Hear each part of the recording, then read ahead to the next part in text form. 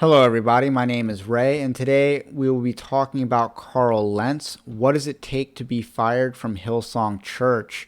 Apparently the answer is not homosexuality or bad theology, but the answer in the instance of Carl Lentz is adultery. It was reported by Religion News Service that Carl Lentz was terminated from his position as senior pastor of Hillsong NYC by the Hillsong organization. Carl Lentz took to Instagram to kind of clear out the mystery, and in this Instagram post he reveals that he was unfaithful in his marriage and I guess was having an extramarital affair. And this would definitely be disqualifying. However, this is certainly not the first sign that Carl Lentz is not qualified to be a pastor. Carl Lentz has a demonstrable history of being grossly unqualified to be a pastor. He has made several public statements that are antithetical to Scripture, and his statements in public about abortion and homosexuality are certainly indicative that he does not hold a biblical worldview.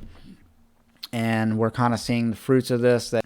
And what I see going forward from here is that Carl Lentz is probably going to submit to a restoration process. And, he might not end up at Hillsong again, but he'll probably end up somewhere big, or he'll start his own thing. He'll start his own megachurch organization.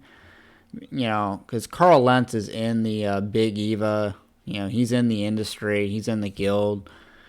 He'll land somewhere, and he'll land somewhere with more splash than most, kind of like a John Gray or a Todd Bentley. So that's kind of what happens in instances like this where, prosperity preachers get into some hot water. They always end up somewhere. They never go away completely. And a lot of people have asked me to write about whether Carl Lentz is a false teacher. And I've never written about Carl Lentz specifically. I have written about Brian Houston, the founder of Hillsong Church, and I do believe that he is a false teacher. He is definitely a prosperity preacher. And we also see that with Brian Houston's father, Frank Houston, who was a homosexual pedophile. That definitely bleeds into Brian Houston's teachings on sexuality and sin.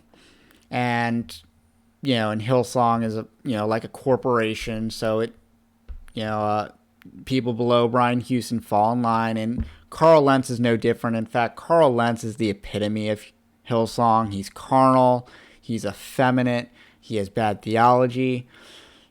So it's not a surprise that Hillsong would have very little scruples in hiring its pastoral staff.